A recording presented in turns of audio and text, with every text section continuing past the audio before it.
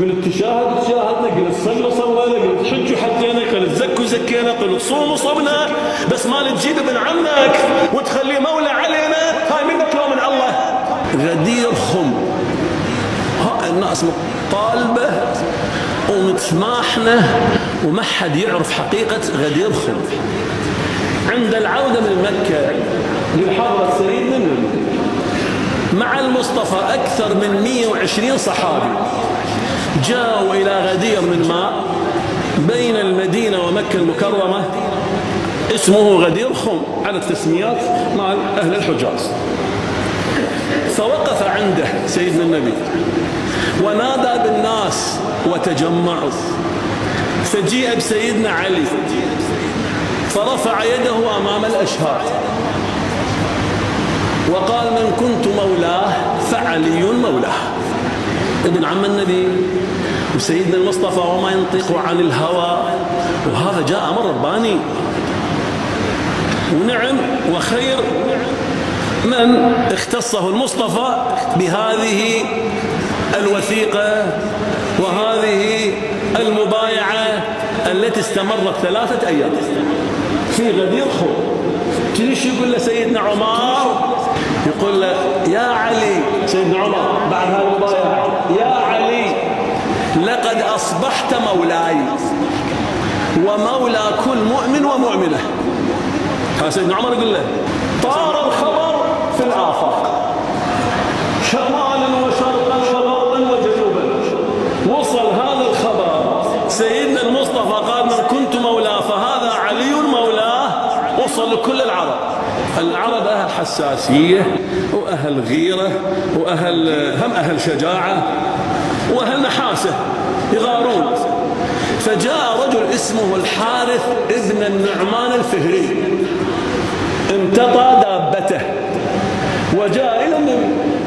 فحينما وصل إلى المصطفى صلى الله تعالى عليه وعلى آله وصحبه وسلم نزل من دابته وجاء قال: يا محمد. شوفوا الوقاحة. وهذا غدير خم ذكره الإمام المفسر الثعلبي في تفسيره. فجاء هذا الحارث بن النعمان يقول: سيدنا النبي يا محمد، بهالعبارة: جئتنا عن الله أن نقول لا إله إلا الله وأنك رسول الله، فقبلنا منك هذا. شوف بمعنية. يقول: أنت جيتنا قلت تقول لا إله إلا الله محمد رسول الله، كأنما أنت رفعت السيف على رقابنا، فقبلنا هذا منك. وقلت صلوا 5 صلوات فقبلنا هذا منك. وقلت زكوا فزكينا وقبلنا هذا منك. وقلت حجوا فحججنا وهذا منك قبلناه. شوف شلون تأنف على النبي. إما ترفع بيدي أو بطبعي ابن عمك، أنت شايل إيد ابن عمك وترفع وتقول: من كنت مولاه فعلي مولاه. هذا الشيء من عندك، لو هذا من الله عز وجل. هيك خاطب النبي. هذا منه الحارث بن النعمان الفهري. جاء محترم، قلت تشاهدنا، قلت صلوا صلينا، قلت حجوا حجينا، قلت زكوا زكينا، قلت صوموا صمنا، بس ما تجيب ابن عمك وتخليه مولى علينا. هاي منك لو من الله. فقال: والذي لا إله إلا هو، هي من الله. جعل الفندي فذهب موليا مولولا: اللهم إن كان محمد يقول حقا فأنزل علينا حجارة من السماء. فما إن وصل دابته حتى قذفه الله تعالى بحجارة من السماء سقطت على يافوخه، خرجت من دبره مقتولا. فنزل قول الله تعالى: سأله سائل بعذاب واقع، إلى نهاية هذه السورة. هاي شنو هاي واقعة غدير خم.